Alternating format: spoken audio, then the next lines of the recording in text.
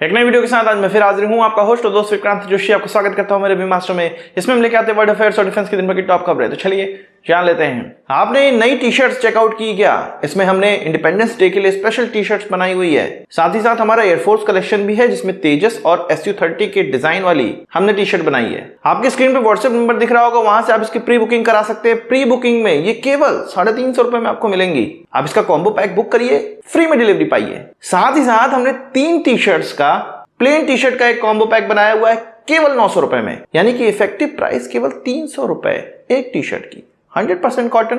WhatsApp पे पूछिए कैसे बुक करना है। अपनी सबसे पहली खबर की बात करेंगे, पाकिस्तान से निकलकर सामने आ रही है। यह कहा जा रहा है कि रॉ का एक सेल बना हुआ था पाकिस्तान के अंदर, जो कि चला रहा था उनका आर्मी रेंजर, जो कि आर्मी रेंजर था, रिटायर हो चुका था, उसके द्वारा ये रॉ का सेल चलाया जा रहा था। पाकिस्तान से ये न्यूज आई है।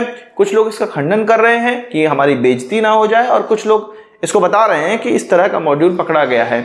असल में हमने देखा था कि पाकिस्तान के अंदर कुछ कश्मीरी जो टेररिस्ट हैं उनके आकाओं को मारा गया था, कुछ 4-5 आकाओं को मारा गया था, और इसमें हिजबुल मुजाहिदीन के चीफ पर भी अटैक होने वाला था, पर वो बच गया। उस पर सर्विलांस भी किया जाता। ये सारी चीजें बताई गई हैं कि इसी रॉ के सेल के द्वारा ये सर्विलांस किया जा रहा था। 2017 में ये सेल चालू हुआ था और अब ये पकड़ा गया है। इसका आर्मी रेंजर है वो पकड़ा गया है। सबसे बड़ी बात, जो ये मानते हैं कि पाकिस्तान के अंदर कश्मीरी टेररिस्टों के कमांडरों को मारने में रॉ का हाथ है, तो ऐसा हो सकता है कि इस प्रकार से रॉ के वहां सेल चल रहे हों। एक दूसरे देश में चलते रहते हैं, हमारे वहां भी स्पाई पकड़े जाते हैं। और अगर जो नहीं मानते हैं कि उसमें रॉ का हाथ था, तो जैसे कि हमारे कुलभूषण जाधव जी को फंसाया गया है, अभी भी वो पाकिस्तान की जेल में है, उनसे जबरदस्ती बुलवाया गया था कि वो रॉ के एजेंट है, उसी प्रकार से इस व्यक्ति को भी रॉ का एजेंट बता के इस मामले को क्लोज किया जा रहा हो। या पाकिस्तान के अंदर जो ISI की साख पर बट्टा लगा हुआ है और ISI अब नंबर 1 स्पाई एजेंसी नहीं रह गई है, उनको ऐसा लगता है, तो वो अपनी साख बचाने के लिए इस तरह की चीजें कर रहे हों। आपका क्या कहना है कमेंट बॉक्स में बताइएगा।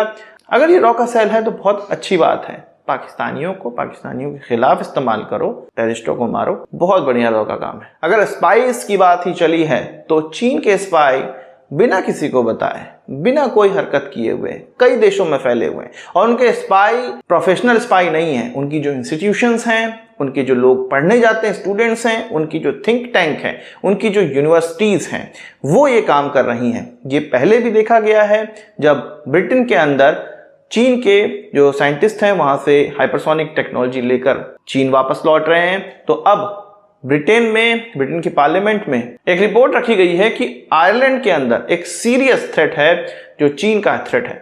उसमें ये बताया गया है, और वहां के सिक्योरिटी एक्सपर्ट्स ने भी ये बताया है कि आयरलैंड के अंदर वहां की यूनिवर्सिटी को कमजोर किया जा रहा है। वहां के जो स्टूडेंट्स हैं वो यूनिवर्सिटीज को कमजोर कर रहे हैं। वहां पर जो कंपनीज हैं उनके साथ अगर किसी चीनी कंपनी का कोलैबोरेशन है तो उससे जो टेक्नोलॉजी है वो चुराई जा रही है। जो चीनी स्टूडेंट्स हैं वो अगर किसी इंस्टीट्यूट में नौकरी पे लग जाते हैं तो वहां की टेक्नोलॉजी चुराकर चीन के अंदर दे दिए जाते हैं।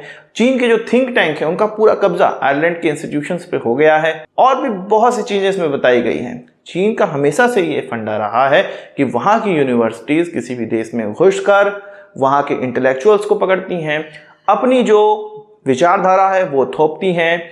इंटेलेक्चुअल्स को तो पैसे मिल जाते हैं, चीनी विचारधारा वहां पहुंच जाती है, जो लोग उससे प्रभावित होते हैं वो चीन की तरफ अलाइन हो जाते हैं और उस देश का बट्टा लग जाता है। कुछ इसी तरह का चीनी हस्तक्षेप हम लोग बहुत समय से भारत के अंदर देख रहे हैं। ये जो माओवादी हैं, ये जो नॉर्थ ईस्ट में उग्रवादी माओवादी हैं, ये सब चीन की ही देन है, और काफी इंटेलेक्चुअल्स माओवादी हैं जो कि चीन की ही देन है। कुछ इंटेलेक्चुअल माओवादियों की अगर आप नाम हमें कमेंट बॉक्स में गिना सकते हैं तो बहुत अच्छी बात होगी। बात करते हैं इंडियन आर्मी की। इंडियन आर्मी के द्वारा अपने टैंक्स के लिए 400 सॉफ्टवेयर डिफाइंड रेडियोस खरीदे जा रहे हैं। ये software defined radios secure communication के लिए बहुत ज्यादा आवश्यक है। जैसे कि अभी एनालॉग कम्युनिकेशन इस्तेमाल किया जाता था, एनालॉग रेडियो इस्तेमाल किए जाते थे, उसमें ट्यूनिंग की जाती थी और अगर वो फ्रिक्वेंसी हमारा दुश्मन देश प्राप्त कर लेता था तो हमारी बातें सुन सकता था।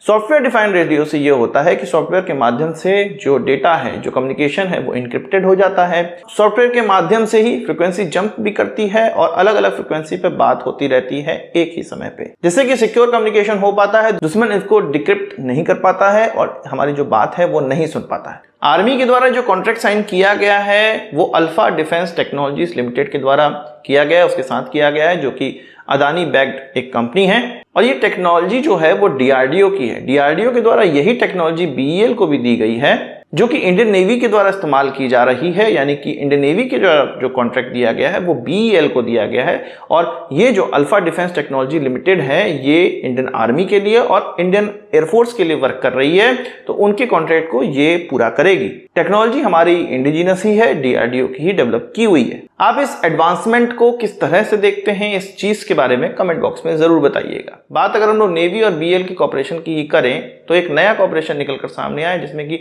ऑटोनोमस एक शिप को अब ओशन के अंदर टेस्ट किया जाएगा। मॉनसून के बाद ये टेस्ट किया जाना है। नेवी ऐसी संस्था है तीनों सेनाओं में जो कि बहुत तेजी से मॉडर्नाइजेशन की तरफ बढ़ती है और काफी अच्छी अच्छी टेक्नोलॉजी इंडिजिनस तौर पे ही डेवलप करके इस्तेमाल करती है। ये जो अनमैन्ड वेसल है वो नेवी के weapon and electronics system engineering establishment और भारत इलेक्ट्रॉनिक्स लिमिटेड के द्वारा डेवलप किया गया है। नेवी के द्वारा इसके अलावा software defined radio, advance data link और नए जनरेशन के कॉम्बैट मैनेजमेंट सिस्टम्स को भी ट्राई किया जाना है।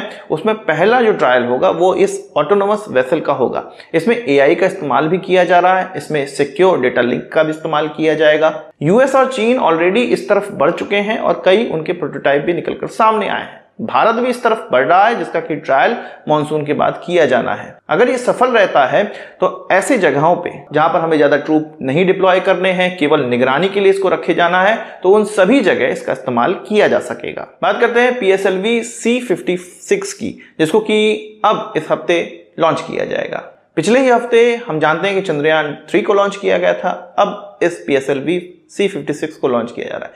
इसमें जो एक मेन सैटेलाइट है वो SAR सैटेलाइट यानी कि सिंथेटिक अपर्चर रडार सैटेलाइट है और ये जो है वो सिंगापुर की गवर्नमेंट और ST इंजीनियरिंग के द्वारा डेवलप की गई है और इसका जो निर्माण है वो इजरायली एरोस्पेस इंडस्ट्रीज के द्वारा किया गया है। इसका कुछ वजन 350-360 किलो का है। इसके साथ साथ 6 और सैटेलाइट्स लॉन्च की जाएंगी, यानी कि 7 सैटेलाइट्स इस उड़ान में लॉन्च की जाएंगी, अपने ऑर्बिट में है उसमें बैठाई जाएंगी। इसरो को तो एक्सपीरियंस है ढेर सारी सैटेलाइट को अपने ऑर्बिट पे बैठाने का, ये तो बहुत छोटा सा टास्क उनके लिए होगा।